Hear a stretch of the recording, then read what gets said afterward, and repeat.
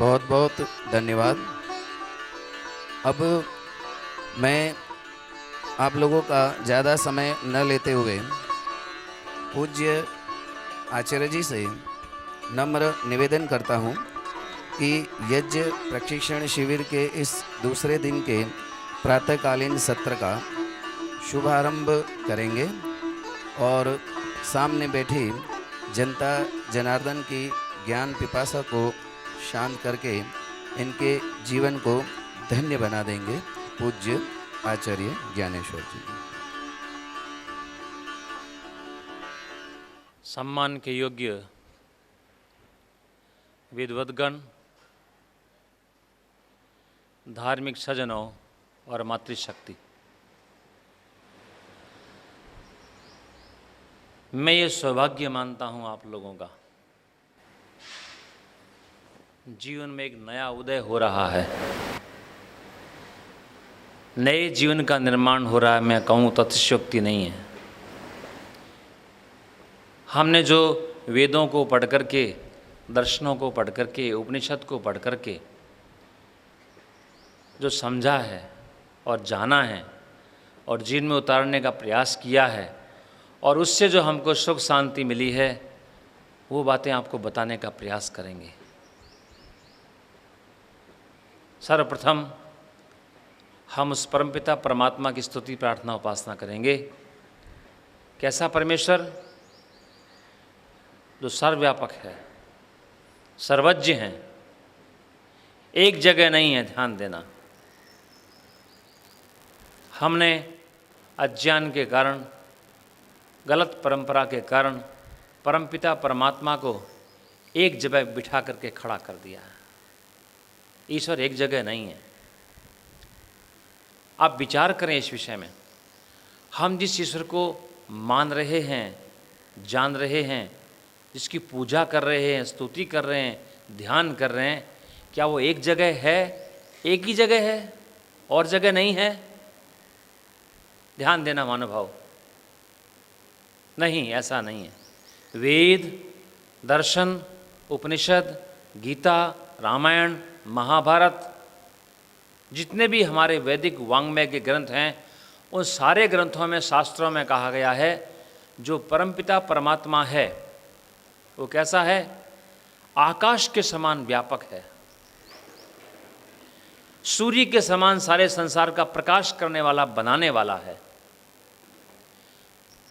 वायु के समान निराकार है,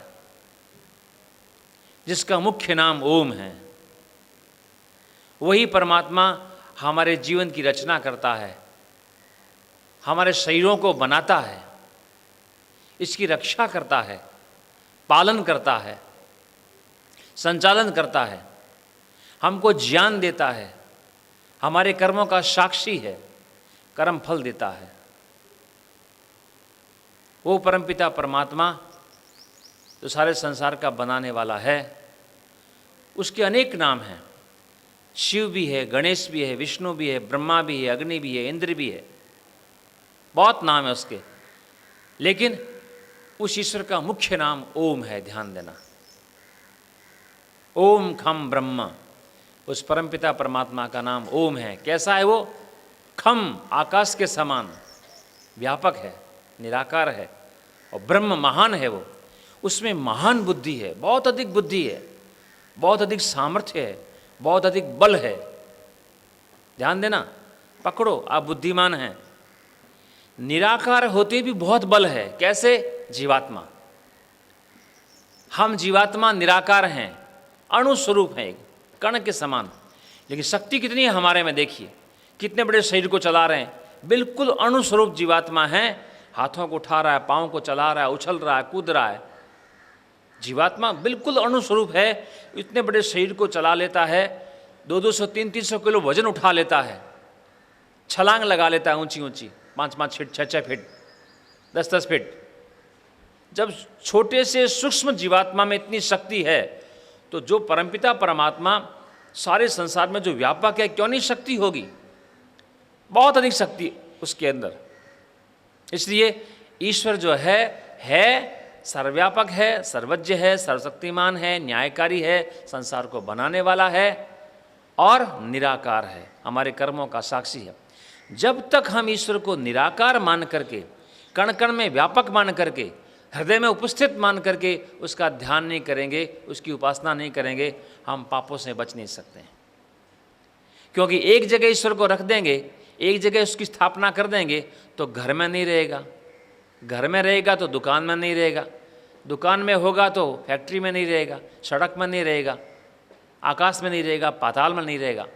इसलिए ऋषियों ने बताया ईश्वर को सब जगह माने हम, और मिलने का स्थान उसका हृदय का है। तो ऐसे ईश्वर को जो कि सर्वव्यापक है, सर्वज्ञ है, सर्वशक्तिमान है, जिसका मुख्य नाम ओम है और इसका मुख्य गुण है आनंद। ध्यान देना, ईश्वर में बहुत गुण हैं, ज्ञान है, बल है, दया है, न्याय है, संसार को बनाने का, रक्षा करने का, पालन करने का उसका सामर्थ्य है। लेकिन ईश्वर का मुख्य गुण है आनंद, सुख, अद्भुत सुख है उसका। जो व्यक्ति ईश्वर के सुख को प्राप्त कर लेते हैं, एक बार चख लेते हैं, उसको संसार के सुख की कामना समाप्त हो जाती है। जैसे कि जो व्यक्ति गुड़ खा रहा है, गुड़ मीठा होता है ना, गुड़ खाने वाले व्यक्ति को रसमलाई खिला दी जाए, पिस्ता रोल खिला दिया उसको, बढ़िया से बढ़िया जो मिठाई होती है, वो फिर गुड़ नहीं खाता। ठीक ऐसे ही परमपिता परमात्मा में जो आनंद है, जो सुख है, वो अद्भुत है। उसको जो एक बार चख लेता है, उसकी अनुभूति जो कर लेता है, वो व्यक्ति फिर सांसारिक विषय भोगों के अंदर फंसता नहीं है। क्यों? सांसारिक विषय जो हैं व्यक्ति को फंसा लेते हैं, बांध लेते हैं, और पूरी तृप्ति नहीं दे सकते। वो आगे चल करके बूढ़ा हो जाता है, इच्छा होते ही भोग नहीं सकता है, भोग मिलते नहीं हैं, साधन मिलते नहीं हैं, समय पे नहीं मिलते हैं, देरी से मिलते हैं, महंगे मिलते हैं, कोई छीन लेता है, भोग भी नहीं सकता है। लेकिन ईश्वर का आनंद जो है हर समय, हर पल, हर कहीं कहीं भी मिलता है उसको। इसलिए उस परमपिता परमात्मा के जो व्यापक है उसकी उपासना करनी चाहिए। हम थोड़े से काल के लिए ईश्वर की उपासना करेंगे। 2 शब्द बोलूँगा मैं, ओम आनंद।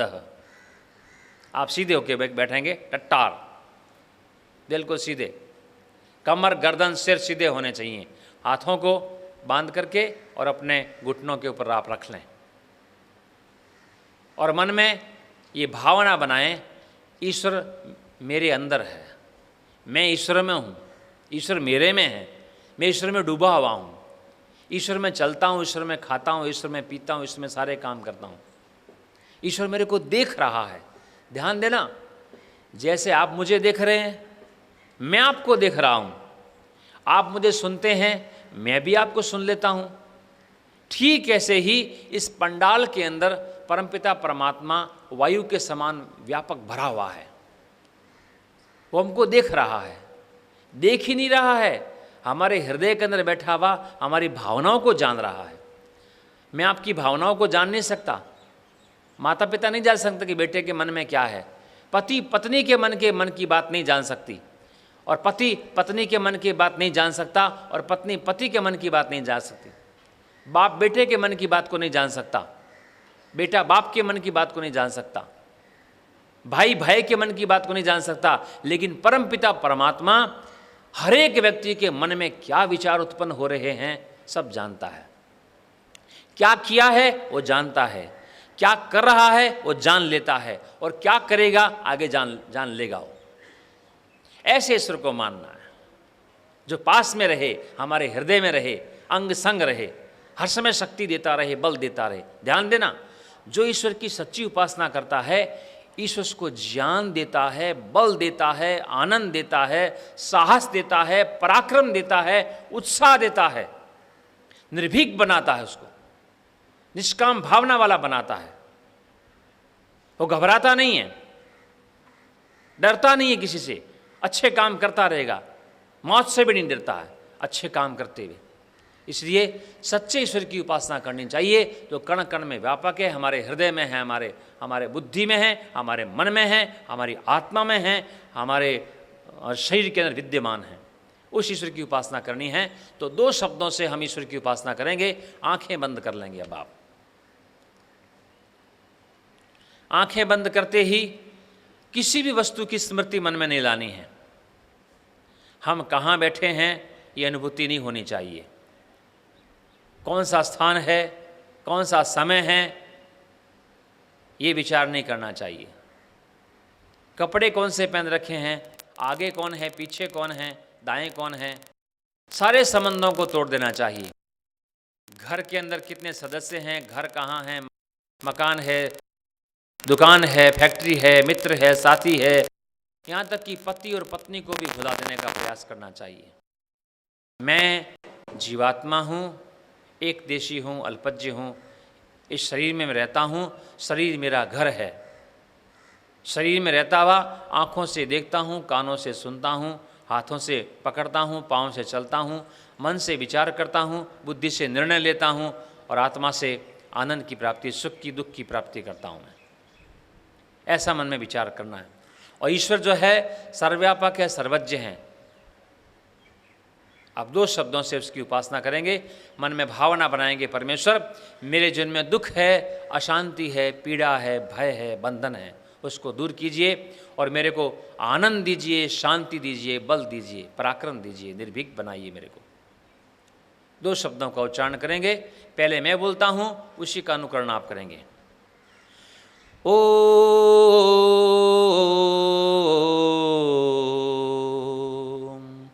आनंद, बोलिए ओम आनंद। अब मैं बोलता हूँ, जब मैं बोलता हूँ आप मन के अंदर भावना बनाएंगे कि परमेश्वर आप आनंद स्वरूप हैं, मुझे भी आनंद प्रदान कीजिए। अब मैं बोल रहा हूँ, आंखें बंद रखेंगे, अपने मन को इधर उधर न जाने दें, पकड़ लें उसको। मन जड़ है हमारा, हम पकड़ करके उसको कहेंगे, अब मन को कहीं नहीं भेजूंगा मैं। ओम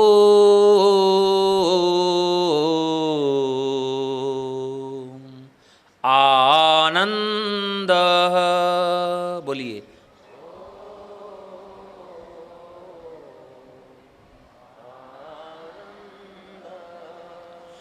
ओम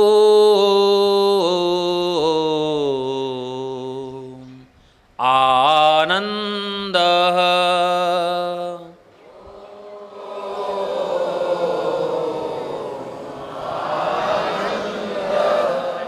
आंखें बंद रखेंगे। महानुभाव, यही विधि है। संसार को जब तक व्यक्ति भुलाता नहीं है, संसार के व्यक्तियों को, वस्तुओं को, पदार्थों को, स्थानों को, घटनाओं को, योजनाओं को जब तक नहीं भुलाता है, परमपिता परमात्मा के साथ में संबंध स्थापित नहीं कर पाता है।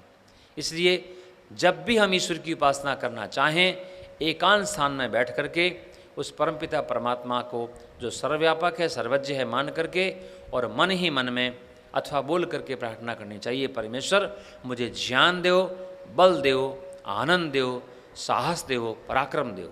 ये मन में भावना बनानी चाहिए। फिर एक बार बोलेंगे, ऊंचे स्वर से बोलेंगे, ताकि हमारी वृत्तियां, हमारा मन इधर उधर ना जाएं, हमारे नियंत्रण में रहें। कम से कम जो ध्वनि निकाल रहे हैं उस ध्वनि में हमारा मन लग जाए। ओम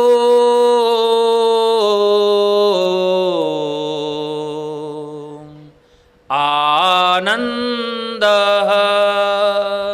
बोलिए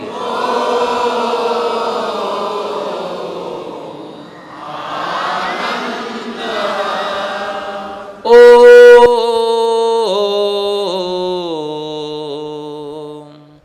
आनंद,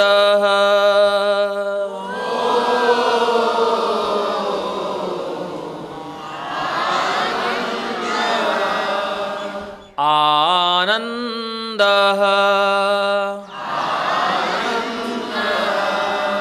आनंद,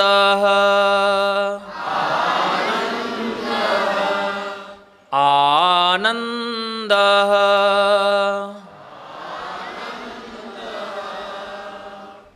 आंखें खोलेंगे। महानुभाव, वैदिक विधि, सत्य सनातन वैदिक विधि ईश्वर की उपासना करने की ये है। कहीं जाने की आवश्यकता नहीं है। जो ईश्वर की पूजा करने के लिए, दर्शन करने के लिए, अनुभूति करने के लिए उसके साथ संबंध जोड़ने के लिए, भक्ति के लिए, पूजा के लिए, प्रार्थना के लिए जो दौड़ रहे हैं, घर से निकल रहे हैं, कोई उधर जा रहा है, कोई उधर जा रहा है, कोई उधर जा रहा है, कोई पहाड़ों में जा रहा है, कोई नदियों में जा रहा है, कोई वन में जा रहा है, कहीं जाने की आवश्यकता नहीं है। अपने घर के अंदर, अपने रूम के अंदर, अपने बिस्तर के ऊपर आराम से बैठ करके एकांत स्थान में आंखें बंद करके मन को रोक करके ईश्वर की उपासना कर सकते हैं। कोई पैसे टके की आवश्यकता नहीं है। ये पत्र चढ़ा रहे हैं, पुष्प चढ़ा रहे हैं, अगरबत्ती जला रहे हैं, मोमबत्ती जला रहे हैं, मिठाई चढ़ा रहे हैं, धन दे रहे हैं, कोई आवश्यकता नहीं है। ईश्वर को तो क्या चाहिए? समर्पण चाहिए। ईश्वर क्या चाहता है हमसे? समर्पण चाहता है। अपने मन का, बुद्धि का, क्षमता का, शक्तियों का समर्पण कर दें। और कोई चीज़ देनी है ईश्वर को तो हम बुराइयां उसको दें। तो जीवन के अंदर जो झूठ है, छल है, कपट है, हिंसा है, अन्याय है, पक्षपात है, द्वेष है, घृणा है, स्वार्थ है, इन बुराइयों को ईश्वर अर्पण कर दें हम। ये परमेश्वर, आज से मैं इन बुराइयों को नहीं प्रयोग करूंगा, ये मैं आपके अर्पण कर रहा हूं मैं। और ईश्वर से प्रार्थना करें, परमेश्वर हमारी इन बुराइयों को दूर कर दो। ईश्वर की उपासना करते हैं तो दो चीज़ों के दो कार्य करने पड़ते हैं, ध्यान देना ईश्वर के ध्यान में। एक भाग है जो अब तक ईश्वर ने हमको दिया है। कितना सुंदर शरीर दिया हमको, कितने अच्छे माता पिता मिले, रंग रूप अच्छा है, बुद्धि अच्छी है, शक्ति है, बल है, सब कुछ है। ये परमपिता परमात्मा का कृपा है। उसने हमको अच्छे माता पिता के यहाँ जन्म दिया, अच्छा शरीर दिया। हम लूले लगड़े नहीं हुए, काणे नहीं हुए, कोढ़ी नहीं हुए, कुरूप नहीं हुए, विकृत नहीं हुए, अच्छे सुंदर स्मार्ट हम दिखाई दे रहे हैं। ईश्वर के कारण है ये। ईश्वर का धन्यवाद करना चाहिए। दूसरा कार्य उपासना काल में, जो हमारे पास में नहीं है, जो चीज़ हमारे पास में नहीं है वो ईश्वर से मांगनी चाहिए। अनुभव करें अंदर क्या कमी है। ज्ञान की